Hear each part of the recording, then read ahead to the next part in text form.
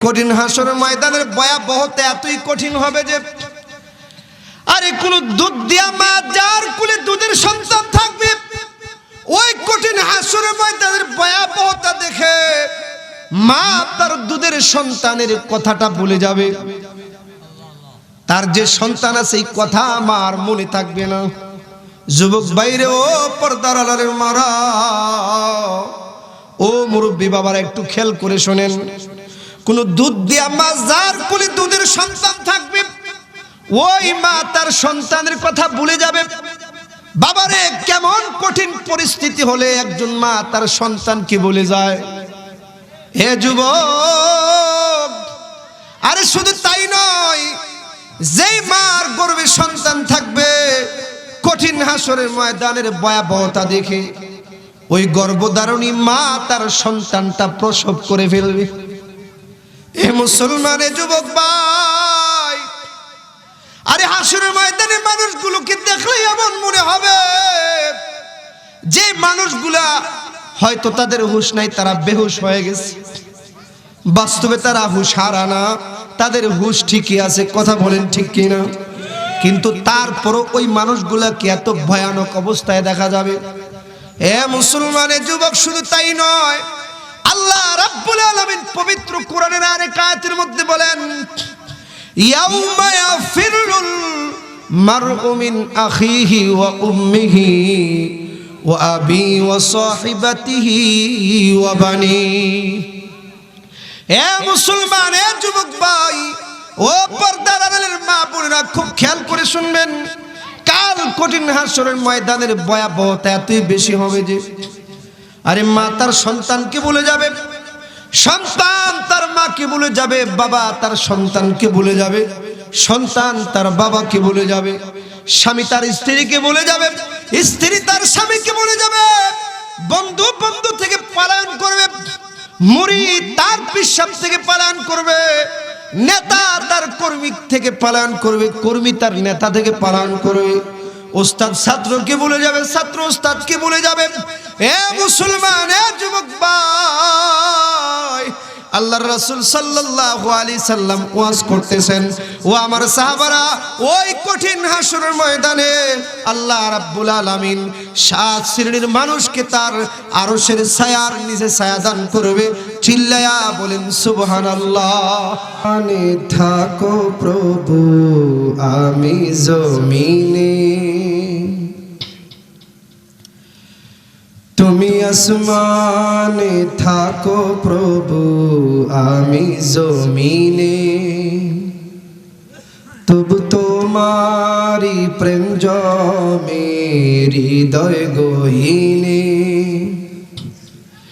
আমি তোমারি গোলাম গো অন্য কারো নয়, আমি তোমারি গোলাম গো অন্য কারো নয়, আলিমুল গায়ব তুমি মালিক রব্বানা, আল্লাহু আল্লাহু আল্লাহু আল্লাহ, আল্লাহু আল্লাহু আল্লাহু আল্লাহ। সবাই আল্লাহু আল্লাহু আল্লাহু আল্লাহ, আল্লাহু আল্লাহু আল্লাহু আল্লাহ। তোমারি দয়া ছাড়া বাঁচা বড় দায়, প্রতিদিনে প্রতিক্ষণে জড়িয়ে রাখো গো আমায়, তোমারি দয়া ছাড়া বাঁচা বড় দায়, প্রতিদিনে প্রতিক্ষণে জড়িয়ে রাখো গো আমায়। শত শত ভুল মাফ করে দাও, শত শত ভুল মাফ করে দাও, জানা কি অজানা আমি তোমারই গোলাম গো, অন্য কারো নয়। আমি তোমারই গোলাম গো, অন্য কারো নয়। আলিমুল গায়ব তুমি, মালিক রব্বানা। আল্লাহু আল্লাহু আল্লাহু আল্লাহ, আল্লাহু আল্লাহু আল্লাহু আল্লাহ। ইয়া মালিক ইয়া খালিক ইয়া রহমানুর রহিম। তোমারি রহম ছাড়া বাঁচা বড় দায়। প্রতিদিনে প্রতিক্ষণে জড়িয়ে রাখো গো আমায়। তোমারি রহম ছাড়া বাঁচা বড় দায়। প্রতিদিনে প্রতিক্ষণে জড়িয়ে রাখো গো আমায়। শত শত ভুল মাফ করে দাও, শত শত ভুল মাফ করে দাও। জানা কি অজানা আমি তোমারই গোলাম গো, অন্য কারো নয়। আমি তোমারই গোলাম গো, অন্য কারো নয়। আলিমুল গায়ব তুমি, মালিক রব্বানা। আল্লাহু আল্লাহু আল্লাহু আল্লাহ, আল্লাহু আল্লাহু আল্লাহু আল্লাহ, আল্লাহু আল্লাহু আল্লাহু আল্লাহ, আল্লাহু আল্লাহু আল্লাহু আল্লাহ। যে সমস্ত যুবক ভাইরা দাঁড়িয়ে রয়েছে, আমরা একটু কষ্ট করে বসে যাই। এই মাহফিলের পরিবেশটা আমরা একটু সুন্দর করি। আমরা সবাই একটু কষ্ট করে সামনের দিকে আগায় যাই। বাবা, আমরা একটু কষ্ট করে যুবক ভাইয়েরা যারা সামনে একটু খালি জায়গা আছে, ফাঁকা জায়গা আছে, জায়গাগুলো আমরা একটু ভরাট করি, পরিবেশটা একটু সুন্দর করি। আমরা যারা দাঁড়িয়ে রয়েছি সবাই একটু কষ্ট করে বসে যাই। নাহমাদুহু ওয়া নুসাল্লি আলা রাসূলিহিল কারীম। আম্মা বা'দু ফাআউযু বিল্লাহি মিনাশ শাইতানির রাজীম। বিসমিল্লাহির রহমানির রহিম। ইয়া আইয়ুহান নাসু ইত্তাকু রাব্বাকুম ইন্না যালযালাতাস সাআতি শাইউন আযীম। ইলা আখিরিল আয়া। وقال رسول الله صلى الله عليه وسلم سبعة يظلهم الله في ظله يوم لا ظل إلا الله يوم لا ظل إلا ظله. وقال تعالى في شان حبيبه إن الله وملائكته ইউসাল্লুনা আলান নবী। এমন একটা সময় যাচ্ছে যেই সময়ে, যে পরিস্থিতিতে সমাজের কিছু নাস্তিক মুরতাদ, সমাজের কিছু কুলাঙ্গার সন্তান এই নবীর ওয়ারিসদের বিরুদ্ধে কথা বলে। কথা বলেন ঠিক কিনা? আওয়াজ দিয়ে বলতে হবে ঠিক কিনা? যারা বর্তমানে ফেসবুক বা ইউটিউব ব্যবহার করেন, মাঝে মধ্যে সময় দেন, বিশেষ করে যুবক ভাইয়েরা যারা আমরা আছি তারা হয়তো বিষয়গুলা জানি। বর্তমান সময়টা এটা এমন একটা সময় যাচ্ছে যে বাংলাদেশের বিভিন্ন জায়গায় বিভিন্ন ওয়াজের মাহফিলে কিছু নাস্তিক মুরতাদ, কিছু কুলাঙ্গার সন্তান দুনিয়ার একটু স্বার্থের জন্য, দুনিয়ার একটু লোভের জন্য একজন নবীর ওয়ারিসদেরকে গালি দিতে পর্যন্ত দ্বিধাবোধ করে না। কথা বলেন ঠিক কিনা? আওয়াজ দিয়ে বলেন ঠিক কিনা? এগুলা কোনোদিন ভালো মানুষের সন্তান হতে পারে না। আরো জোরে বলেন ঠিক কিনা? নবীর ওয়ারিসদেরকে কোনো ভালো মানুষের সন্তান গালি দিতে পারে? কত বড় স্পর্ধা! 92% মুসলমানের দেশ।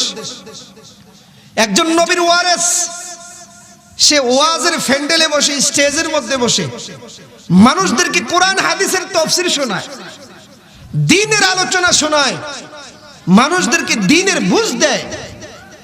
সেই নবীর ওয়ারিসদেরকে স্টেজের মধ্যে উঠে হাত পর্যন্ত উঠাইতে দ্বিধাবোধ করে না। এরকম কুলাঙ্গার সন্তান আমাদের দেশে আছে কি নাই? আরো জোরে বলেন আছে কি নাই? হ্যাঁ মুসলমান, এগুলো হলো নাস্তিক মুরতাদ।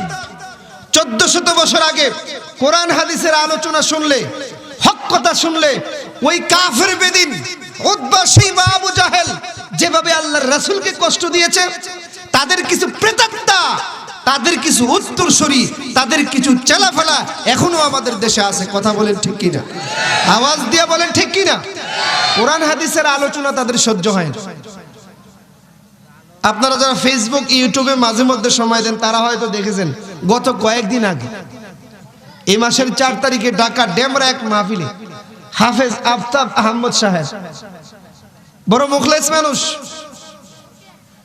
বর্তমানে ভাস্কর্য নিয়ে যে একটা মতানৈক্য দ্বন্দ্ব চলতেছে, সুন্দর একটা বুঝ দিতে চাচ্ছিলেন, একটা সুন্দর বুঝ মানুষকে দিতে চাচ্ছিলেন। কারণ সমাজের মধ্যে অনেক শ্রেণীর মানুষই বসবাস করে। কথা বলেন ঠিক কিনা? একটা বুঝ সুন্দরভাবে তিনি বুঝাতে চাচ্ছিলেন, দিতে চাচ্ছিলেন। এক কুলাঙ্গার স্টেজের মধ্যে বসে হাজারো জনতার সামনে তাকে গালি দিতে, অশ্লীল ভাষায়, যে সমস্ত গালি মুসলমানের সন্তানের জবানে সচরাচর আসে না, এরকম অশ্লীল ভাষায় তাকে স্টেজের মধ্যে উঠে গালিগুলোজ করেছে। কত বড় কুলাঙ্গার, কত বড় মুরতাদ, কত বড় নাস্তিক একজন নবীর ওয়ারিসকে গালি দিবে, তার বুকটা একটু কাঁপে নাই? আর কত দৃশ্য গত কয়েকদিন আগে দেখলাম নোয়াখালীর এক মাহফিলে কামরুল ইসলাম সাইদি সাহেব, বাংলাদেশের একজন সুনামধন্য মুফাসসির, তাকে আসছে স্টেজের মধ্যে মারার জন্য। কারণ কি? হক কথা বলে। এ মুসলমান, এ যুবক ভাই, নবীর ওয়ারিসদেরকে বাঁকা নজরে দেখবেন, নবীর ওয়ারিসদেরকে গালিগুলোজ করবেন, আল্লাহর রাসূলের ওয়ারিসদের উপর হাত উঠাবেন দুনিয়ার একটু স্বার্থের জন্য। দুনিয়ায় তো বেশি দিন থাকা যাবে না। কথা বলেন ঠিক কিনা? কোন দিন না জানি তোমার সামনে মসজিদের পালকিটা এসে উপস্থিত হয়ে যায়, ওই দিন আল্লাহর সামনে কি জবাব দিবা? ওই দিন আল্লাহকে কি বুঝ দিবা? একজন নবীর ওয়ারিসদেরকে গালি দিতে তোমার অন্তরটা কি কাঁপে না? এ মুসলমান, এ যুবক ভাই, এই জন্য বলতেছিলাম কোনোদিন নবীর ওয়ারিসদের বিরুদ্ধে যাবেন না। কথা বলেন ঠিক কিনা? তাদের ভালোবাসা, তাদের মুহাব্বত রাখবেন, তাদেরকে ভালোবাসবেন। তাদের এই ভালোবাসাটা, এই মুহাব্বতটা হয়তো আল্লাহ রাব্বুল আলামিন কাল কিয়ামতের ময়দানে আপনাকে আমাকে নাজাতের উসিলা করতে পারে। কথা বলেন ঠিক কিনা? আওয়াজ দিয়া বলেন ঠিক কিনা? এ মুসলমানের যুবক, নেককার লোকদের মুহাব্বত, নবীর ওয়ারিসদের মুহাব্বত, তাদের ভালোবাসা, এই ভালোবাসাটাই, মুহাব্বতটাই কাল কিয়ামতের ময়দানে আপনাকে আমাকে জান্নাতে পৌঁছাইতে পারে। কথা বলেন ঠিক কিনা? এ মুসলমান, এ যুবক ভাই, একদিন আল্লাহ রাব্বুল আলামিন আল্লাহর পয়গম্বর মুসা আলাইহিস সালামকে ডেকে ডেকে বলে, ও আমার পয়গম্বর মুসা, তুমি যাও অমুক এলাকায় যাও, গিয়ে দেখো আমার একজন পেয়ারা বান্দা দুনিয়ার জমিন থেকে বিদায় নিছে।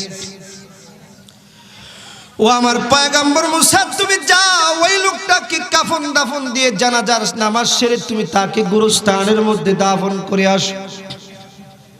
হে মুসলমান, যুবক ভাই, আল্লাহর পয়গম্বর মুসা গেল, আরে গিয়ে দেখলো ওই যে আল্লাহর বান্দা যে দুনিয়ার জমিন থেকে বিদায় হয়েছে, বাবারি অন্ধকার রাত্রিতে একটা লাইট জ্বালাইলে যেমন অন্ধকার আলোকিত হয়ে যায়, ওই যে আল্লাহর বান্দা যে দুনিয়ার জমিন থেকে বিদায় নিল, ওই অন্ধকার রাত্রের লাইটের নেই, তার চেহারা থেকে নূরের আলো গুলা ঝলমল করতেছে। চিল্লায়া বলেন সুবহানাল্লাহ।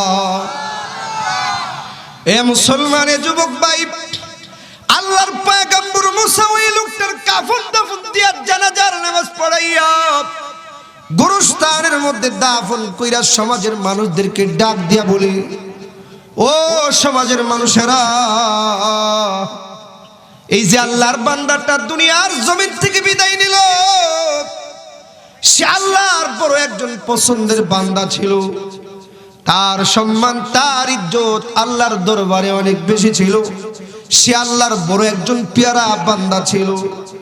আরে তোমাদের সমাজে, তোমাদের মাঝে তার ইজ্জত সম্মান কতটুকু পরিমাণে ছিল? এ মুসলমানের যুবক ভাই, সমাজের মানুষ ডাক দিয়া বলি, ওগো আল্লাহর পয়গম্বর মুসা, তার চাইতে বাজে লোক, তার চাইতে খারাপ লোক আমাদের সমাজের মধ্যে আর দ্বিতীয় কেউ ছিল না। এই লোকটা বেশি বেশি পাপের কাজ করত, এই লোকটা বেশি বেশি গুনার কাজ করত। তার চাইতে খারাপ প্রকৃতির লোক আমাদের সমাজের ভিতরে আর দ্বিতীয় কেউ ছিল না। এ মুসলমানের যুবক, আরে আল্লাহর পয়গম্বর মুসা যখন মানুষের জবান দিয়ে কথা শুনলো,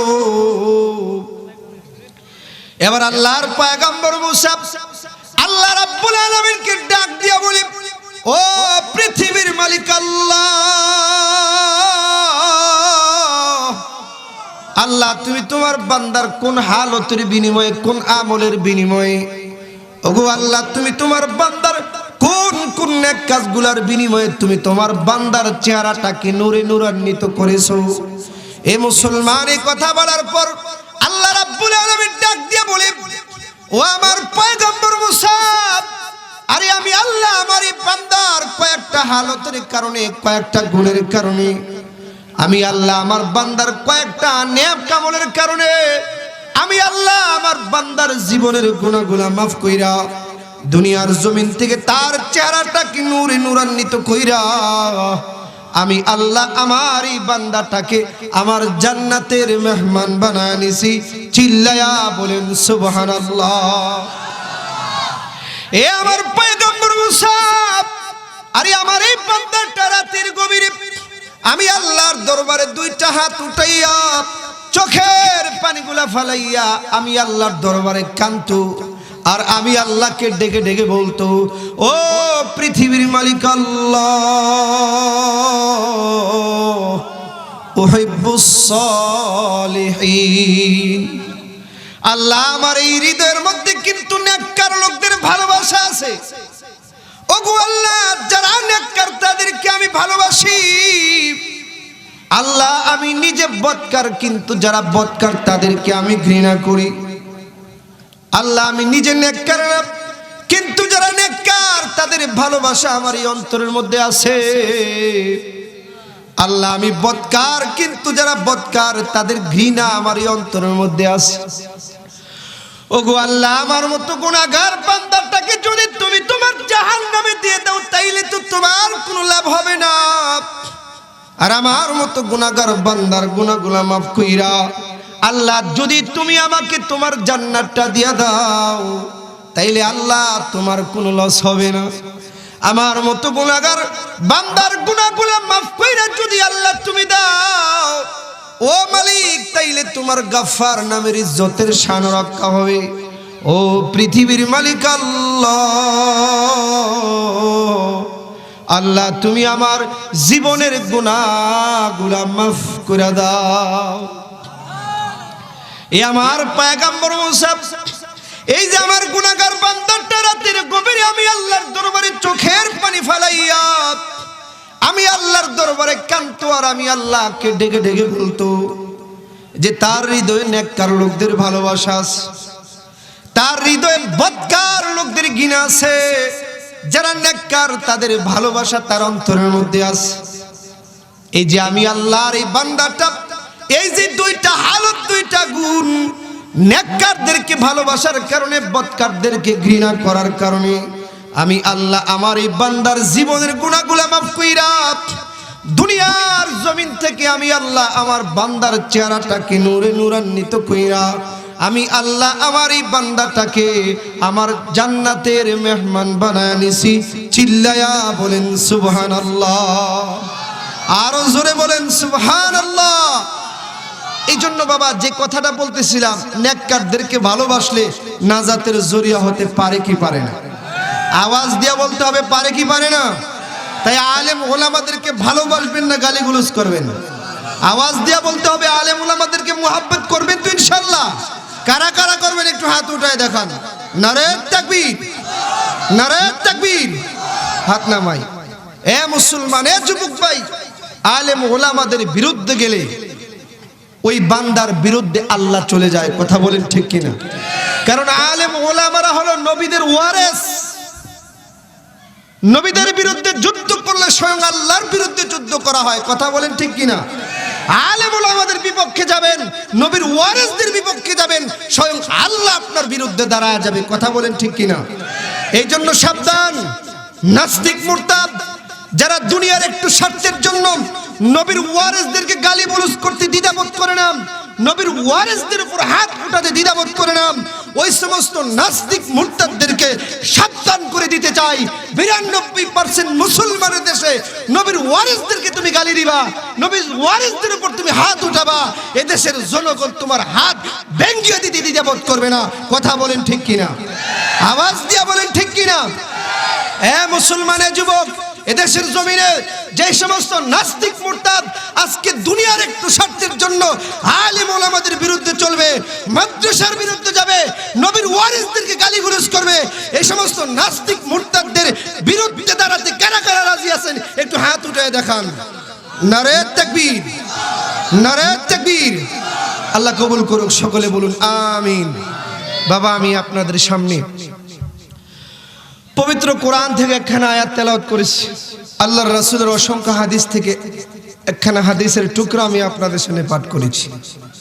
আল্লাহ পাক চাহে তো এই আয়াত এবং হাদিসকে সামনে রেখে কিছু আলোচনা করব। আমা তাওফিক ইল্লা বিল্লাহ। এই যে আজকে আমরা এখানে মাগরিবের নামাজের পর থেকেই আলেম ওলামাদের জবান থেকে দ্বীনি আলোচনা শোনার জন্য বসছি, এটা কিন্তু ওয়াজ শোনার জন্যই বসছি। কি বলেন ঠিক কিনা?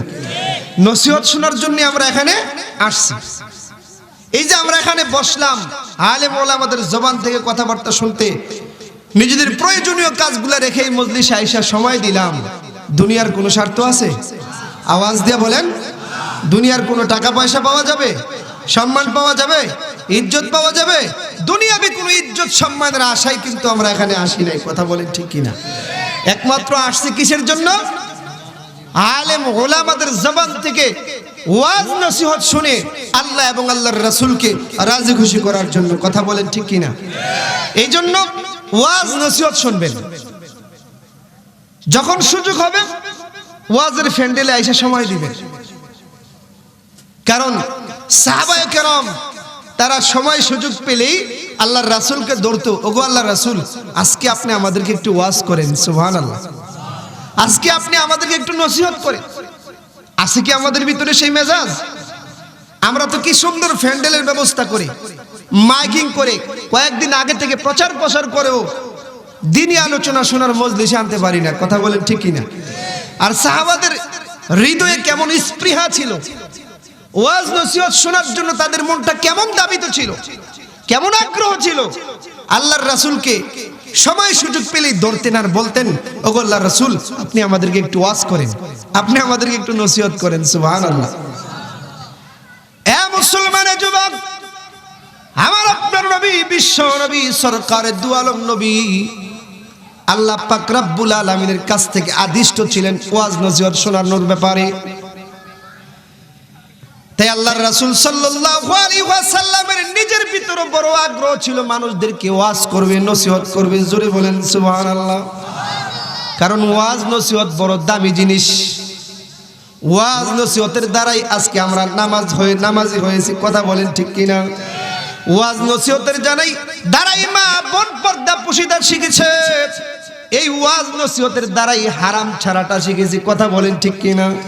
এই ওয়াজের কারণে আমরা হালাল খাইতে শিখেছি, এই ওয়াজের কারণে আমরা রোজা রাখতে শিখেছি, এই ওয়াজের কারণে এখনো পর্যন্ত সমাজের মধ্যে আল্লাহ এবং আল্লাহর রাসূলের নাম জপতে পারি। কথা বলেন ঠিক কিনা?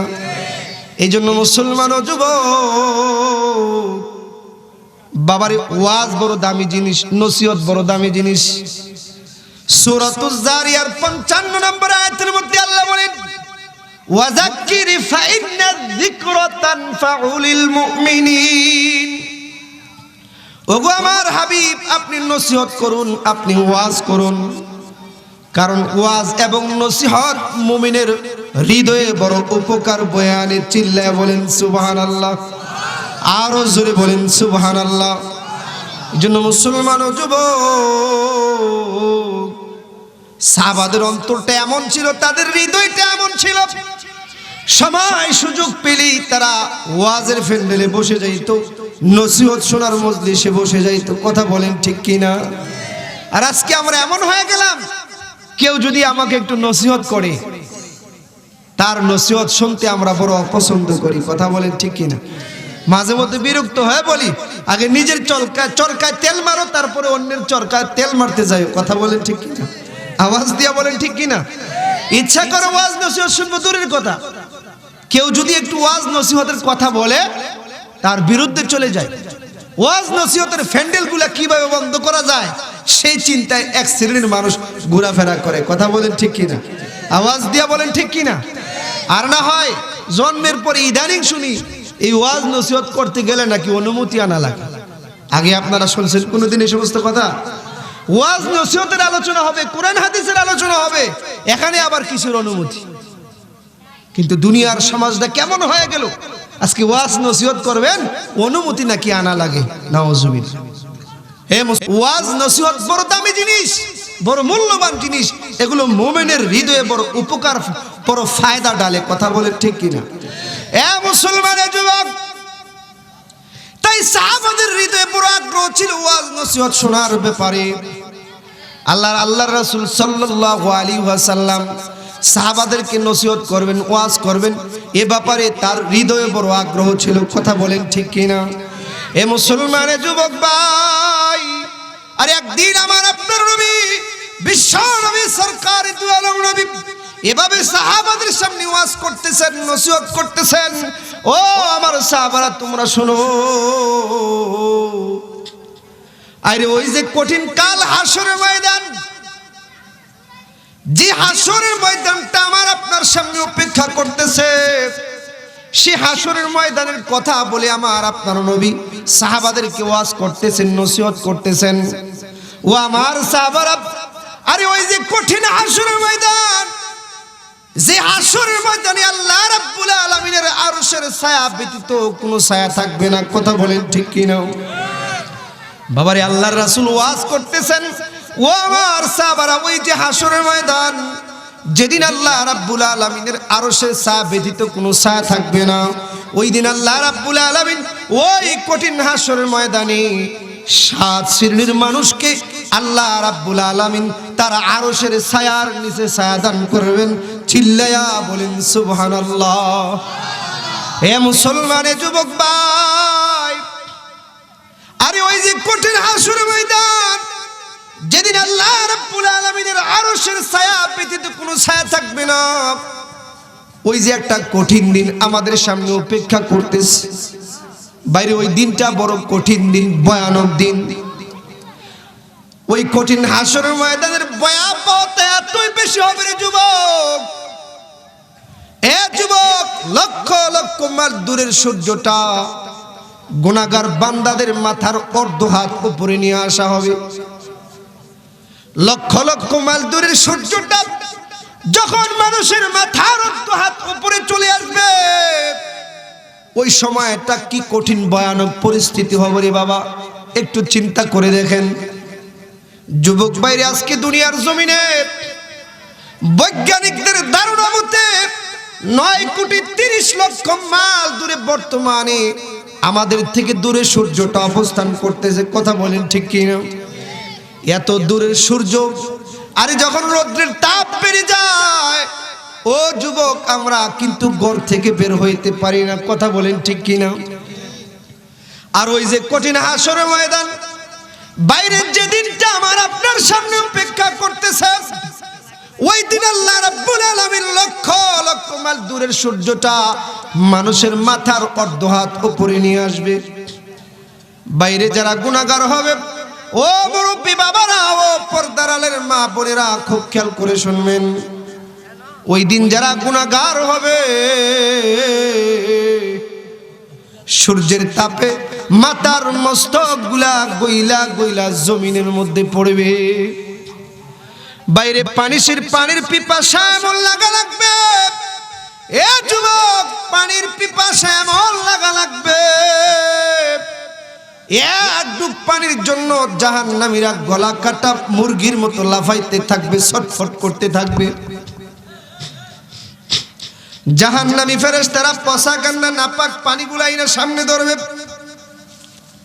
এ মুসলমান, এ যুবক ভাই, জাহান্নামীরা যখন ওই পানিগুলো মুখের ভিতরে দিবে, পানিগুলো মুখের ভিতরে দেওয়ার সাথে সাথে ভিতরের রক্ত মাংসগুলা গইলা গইলা পিছনের রাস্তা দিয়া পড়বে। বাইরে কেমন একটা কঠিন দিন আমার আপনার সামনে অপেক্ষা করতেছে। এ মুসলমানের যুবক, আরে আমার আপনার নবী, বিশ্ব নবী সরকারে দু আলম নবী সাহাবাদের কি ওয়াজ করতেছেন। ও আমার সাহাবারা, ওই যে কঠিন হাসরের ময়দান, যেদিন আল্লাহ রাব্বুল আলামিনের আরশের ছায়া ব্যতীত কোনো ছায়া থাকবে না, ওই দিন আল্লাহ রাব্বুল আলামিন 7 শ্রেণীর মানুষকে তার আরশের ছায়ার নিচে ছায়া দান করবে। চিল্লায়া বলেন সুবহানাল্লাহ। এ মুসলমানের যুবক ভাই, ওই যে কঠিন হাসরের ময়দান বড়ই ভয়ানক হবে, বড়ই কঠিন দিন হবে। বাইরে আল্লাহ রাব্বুল আলামিন আমার পঠিত আয়াতের মধ্যে এই হাসরের ময়দানের ভয়াবহতা কিঞ্চিত পরিমাণ উঠিয়ে ধরেছেন। ইয়া আইয়ুহান নাসু তাকু রাব্বাকুম ইন্না জালজালাতাস সাআতি শাইউন আযীম ইয়াওমা তারাউনাহা তাযহালু কুল্লু মুরদিআতিন আম্মা আরদাআত ওয়া তাযাউ কুল্লু যাতি হামলিন হামলাহা ওয়া তারান নাসা সুকারা ওয়া মা হুম বিসুকারা ওয়ালাকিন্না আযাবাল্লাহি শাদীদ। এ মুসলমানের যুবক, আমার পঠিত আয়াতের মধ্যে আল্লাহ রাব্বুল আলামিন ওই হাসরের ময়দানের কিঞ্চিত ভয়াবহতার কথা তুলে ধরেছেন। আল্লাহ রাব্বুল আলামিন এই আয়াতের মধ্যে বলেন, হে দুনিয়ার মানুষ, তোমরা আমি আল্লাহকে ভয় করো। কারণ ওই যে কঠিন হাসরের ময়দানের ভয়াবহতা বড় একটা কঠিন জিনিস। ওই কঠিন হাসরের ময়দানের ভয়াবহতা এতই কঠিন হবে যে, আরে কোন দুধ দিয়া মা যার কোলে দুধের সন্তান থাকবে, ওই কঠিন হাসরের ময়দানের ভয়াবহতা দেখে মা তার দুধের সন্তানের কথাটা ভুলে যাবে। তার যে সন্তান আছে এই কথা আমার মনে থাকবে না। যুবক বাইরে, ও পর্দার আড়ালের মারা, ও মুরব্বী বাবারা, একটু খেয়াল করে শোনেন। কোন দুধ দিয়া মা যার কোলে দুধের সন্তান থাকবে, ওই মা তার সন্তানের কথা ভুলে যাবে। বাবারে, কেমন কঠিন পরিস্থিতি হলে একজন মা তার সন্তানকে ভুলে যায়। হে যুবক, আরে শুধু তাই নয়, যেই মার গর্ভে সন্তান থাকবে, কঠিন হাসরের ময়দানের ভয়াবহতা দেখে ওই গর্ভধারণী মা তার সন্তানটা প্রসব করে ফেলবে। এ মুসলমানের যুবক ভাই, আরে হাসরের ময়দানে মানুষগুলোকে দেখলেই এমন মনে হবে যে মানুষগুলা হয়তো তাদের হুঁশ নাই, তারা বেহুশ হয়ে গেছে। বাস্তবে তারা হুঁশ হারা না, তাদের হুঁশ ঠিকই আছে। কথা বলেন ঠিক কিনা? কিন্তু তারপরও ওই মানুষগুলাকে এত ভয়ানক অবস্থায় দেখা যাবে। এ মুসলমানের যুবক, শুধু তাই নয়, আল্লাহ রাব্বুল আলামিন পবিত্র কোরআনের আরেক আয়াতের মধ্যে বলেন, ইয়াউমা ইয়াফিরুল মারউ মিন আখিহি ওয়া উম্মিহি ওয়া আবি ওয়া সাহিবাতিহি ওয়া বানি। এ মুসলমান, এ যুবক ভাই, ও পর্দার আড়ালের মা বোনেরা, খুব খেয়াল করে শুনবেন।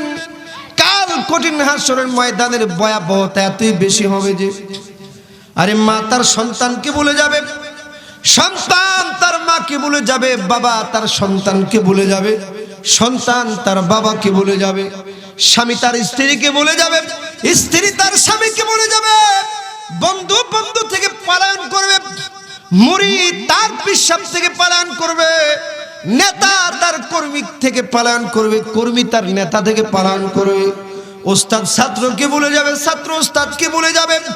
এ মুসলমান, এ যুবক ভাই, আল্লাহর রাসূল সাল্লাল্লাহু আলাইহি সাল্লাম ওয়াজ করতেছেন, ও আমার সাহাবারা, ওই কঠিন হাসরের ময়দানে আল্লাহ রাব্বুল আলামিন 7 শ্রেণীর মানুষকে তার আরশের ছায়ার নিচে ছায়া দান করবে। চিল্লায়া বলেন সুবহানাল্লাহ।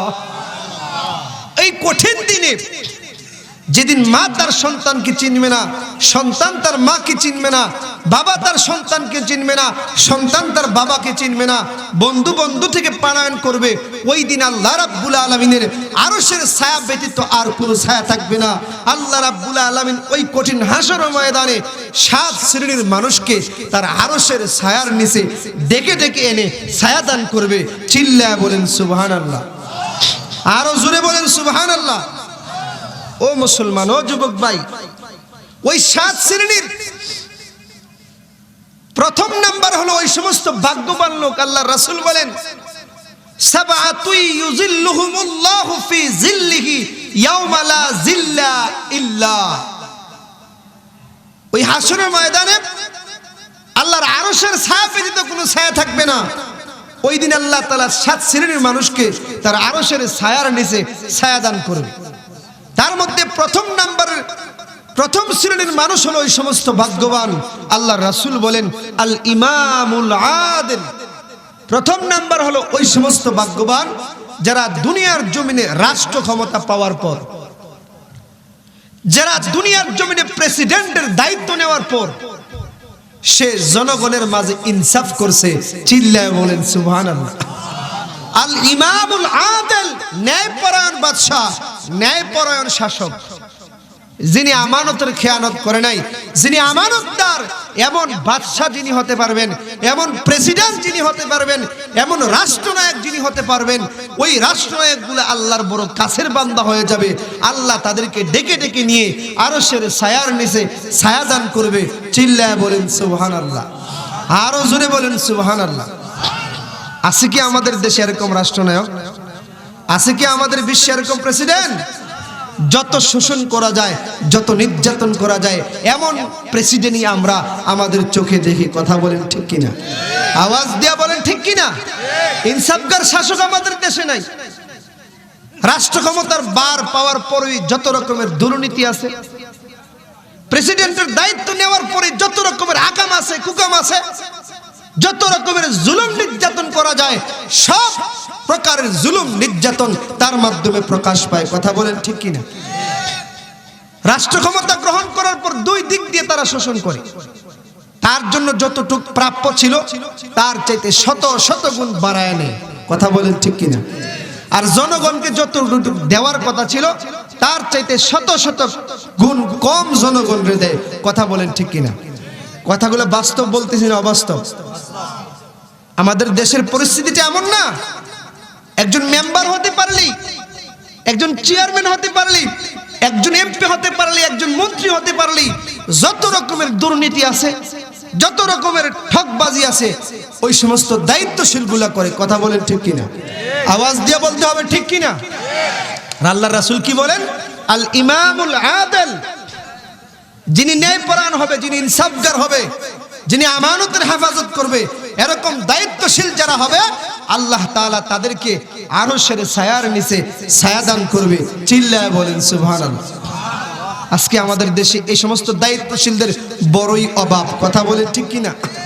রাস্তাঘাটের জন্য যা বাজেট হয় নিজের ব্যাংক ব্যালেন্স বড় করে, এতিম গরিব মিসকিনদের জন্য রিলিফের চাউল বরাদ্দ হয়, ওইগুলো নেতাদের খাটের নিচে যায়। কথা বলেন ঠিক কিনা?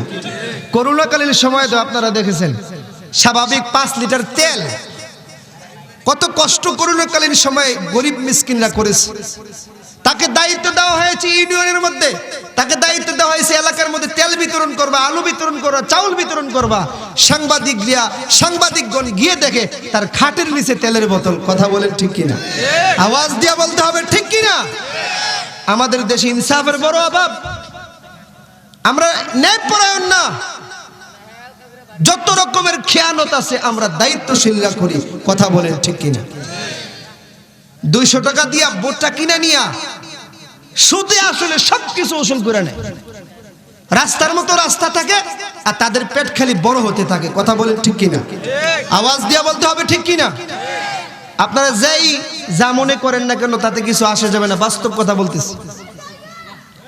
ও মুসলমান, ও যুবক ভাই, আর আল্লাহর রাসূল বলেন আল ইমামুল আদিল, যিনি ন্যায়পরায়ণ হবে, যিনি আমানতদার হবে, ওই কঠিন হাসরের ময়দানে আল্লাহ তাকে ডেকে নিয়ে টেনে নিয়ে আরশের ছায়ার নিচে ছায়াদান করবে। চিল্লায় বলেন সুবহানাল্লাহ। এ মুসলমান, এ যুবক, এই জন্য আল্লাহর রাসূল বলেন, আরে প্রথম শ্রেণীর হলো ওই সমস্ত ভাগ্যবান যারা দায়িত্ব পাওয়ার পর আমানতের খেয়ানত করে নাই। ওই সমস্ত রাষ্ট্রনায়ক যারা সমাজের মধ্যে ইনসাফ প্রতিষ্ঠা করেছে, ওই সমস্ত দায়িত্বশীল যারা সমাজের মধ্যে আমানতদারিতার গুণ পয়দা করেছে। এ মুসলমান, যুবক, আজকে সমাজের মধ্যে এরকম দায়িত্বশীলের খুব অভাব। কথা বলেন ঠিক কিনা? আর জোরে বলেন ঠিক কিনা?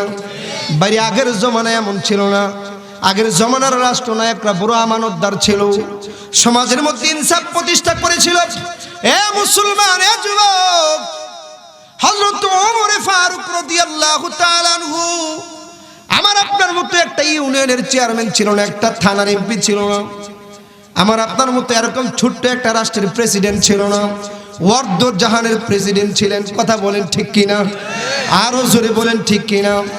এ মুসলমানের যুবক, ওয়ার্দ জাহানের প্রেসিডেন্ট জুমার নামাজ পড়াইবার জন্য যখন মিম্বরে দাঁড়াইছে, গায়ের মধ্যে দেহের মধ্যে 2টা চাদর জড়াইছে।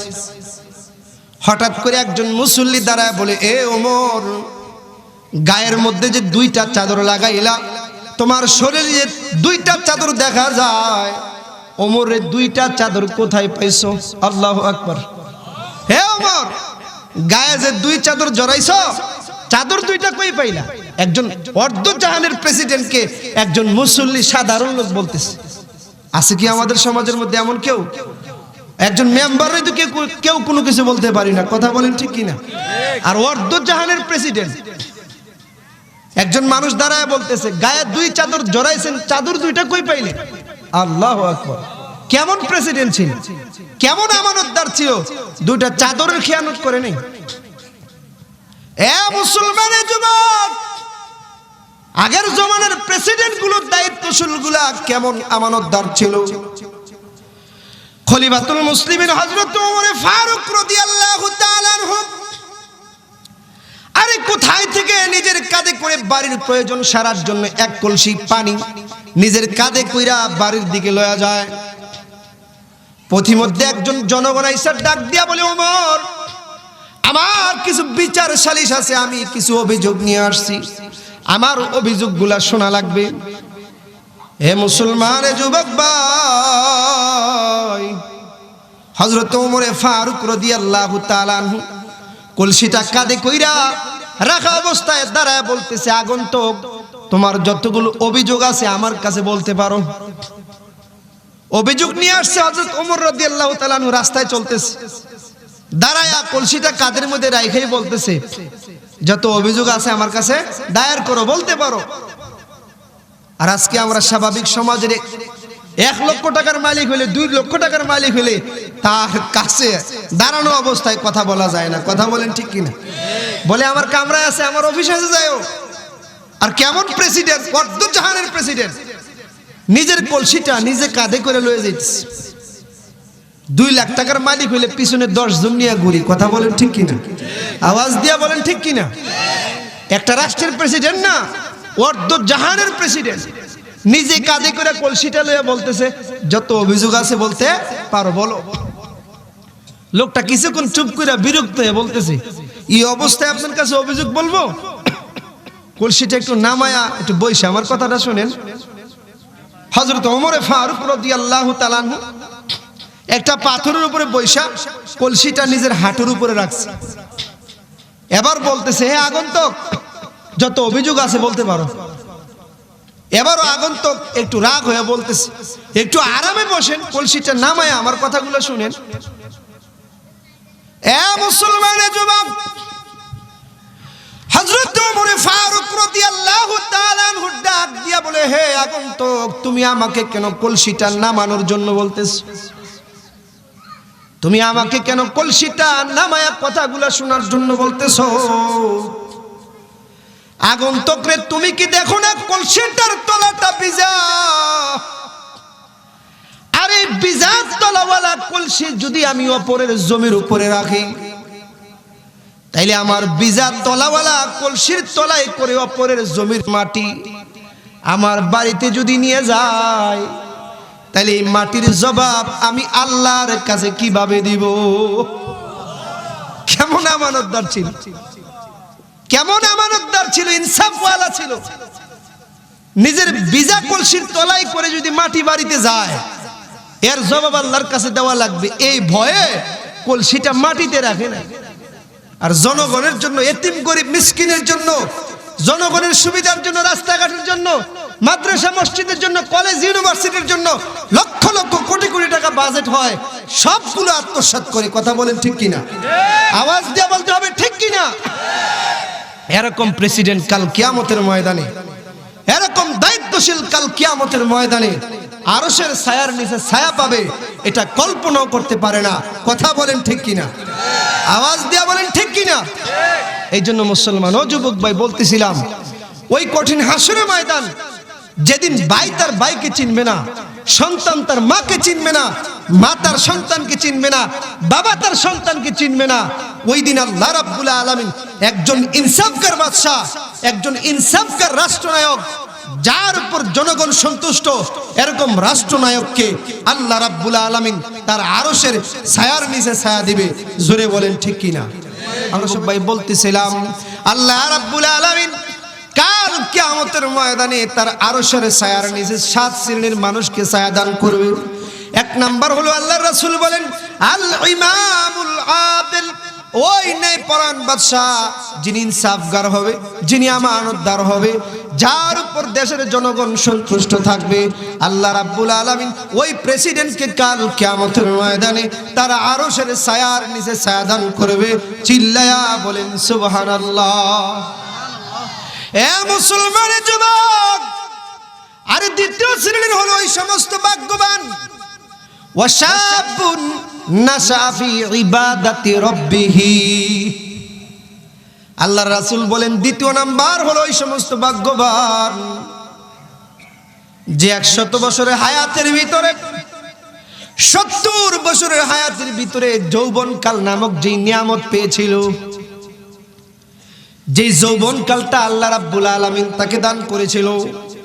ওয়াশাবুন নাশা ফি ইবাদাতি রাব্বিহি, দুনিয়ার জমিনে যে তার যৌবনকালে আল্লাহর গোলামির ব্যাপারে তৎপর ছিল। জোরে বলেন সুবহানাল্লাহ। যে যুবক তার যৌবনকালটাকে আল্লাহর গোলামের মধ্যে লাগাইছে, যৌবনের শক্তিটাকে গুনার মধ্যে লাগায় নাই, যৌবনের শক্তিটাকে জিনার আড্ডায় লাগায় নাই, যৌবনের শক্তিটাকে মদের আড্ডায় লাগায় নাই, যৌবনের শক্তিটাকে সিনেমা দেখার পিছনে লাগায় নাই, যৌবনের শক্তিটাকে টিভি দেখার পিছনে লাগায় নাই, যৌবনের শক্তিটাকে মোবাইল ফোন হাতে নিয়ে পরনারীর সাথে অশ্লীল কথাবার্তা বলতে বলতে যুবক রাতের বেলা নষ্ট করে নাই। যৌবনের শক্তিটাকে সে গুনার কাজে লাগায় নাই।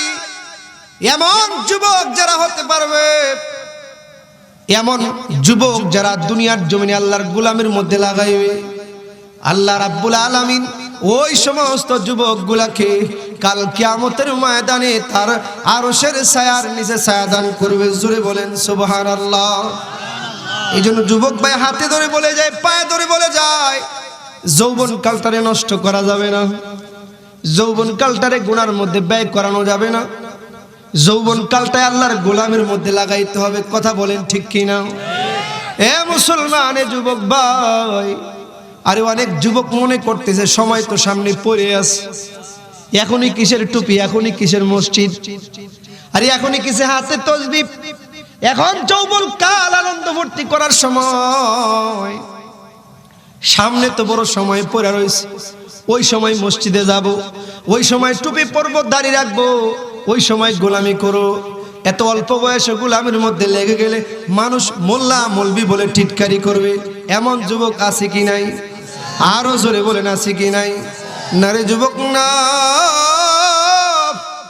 ও যুবক, কোন সময় না জানি মালাকুল মউত সামনে দাঁড়ায় যায়, কোন সময় না জানি মহল্লার মাইক দিয়া ঘোষণা হয়ে যায়, আরে অমুক যুবক আজকে দুনিয়ার জমিন থেকে বিদায় নিছে, অমুক বান্দা দুনিয়ার জমিন থেকে বিদায় নিছে, তার জানাজার নামাজ এতটা সময় দেওয়া হবে, এরকম সংবাদ আসতে পারে কি পারে না? আরো জোরে বলেন, পারে কি পারে না? এই জন্য যুবক না না, কোন সময় না জানি মালাকুল মউত আজরাইল সামনে চলে আসে, সেকেন্ডের মধ্যেই তোমার লাশ হওয়া লাগতে পারে। কথা বলেন ঠিক কিনা? চোখেরই পলকে তুমি হতে পারো লাশ, চিরতরে বন্ধ হবে তোমারই নিঃশ্বাস, চোখেরই পলকে তুমি হতে পারো লাশ, চিরতরে বন্ধ হবে তোমারই নিঃশ্বাস, হবে আলাম তোমারই নাম মসজিদের মাইকে, হবে আলাম তোমারই নাম মসজিদের মাইকে, বাড়িওয়ালা নাই রে বাড়ি নাই রে দুনিয়াতে, বাড়িওয়ালা নাই রে বাড়ি নাই রে দুনিয়াতে, বাড়িওয়ালা নাই রে বাড়ি নাই রে দুনিয়াতে, বাড়িওয়ালা নাই রে বাড়ি নাই রে দুনিয়াতে। কথা ঠিক কিনা? তোমার বয়ে থাকতো মানুষ ছিল বাহাদুরি, বাবনি হাওয়ায় ওরা তুমি যে রঙিন ঘুড়ি, তোমার বয়ে থাকতো মানুষ ছিল বাহাদুরি, বাবনি হাওয়ায় ওরা তুমি যে রঙিন ঘুড়ি, সুতোয় টান দিলে মালিক, ও ও সুতোয় টান দিলে মালিক পারবে না থাকিতে। কথা ঠিক কিনা? বাড়িওয়ালা নাই রে বাড়ি নাই রে দুনিয়াতে, বাড়িওয়ালা নাই রে বাড়ি নাই রে দুনিয়াতে, বাড়িওয়ালা নাই রে বাড়ি নাই রে দুনিয়াতে, বাড়িওয়ালা নাই রে বাড়ি নাই রে দুনিয়াতে, চোখেরই পলকে তুমি হতে পারো লাশ, চিরতরে বন্ধ হবে তোমারই নিঃশ্বাস, চোখেরই পলকে তুমি হতে পারো লাশ, চিরতরে। নারে তাকবীর, নারে তাকবীর। ফারুকী সাহেবের আগমন, প্রধান বক্তার আগমন।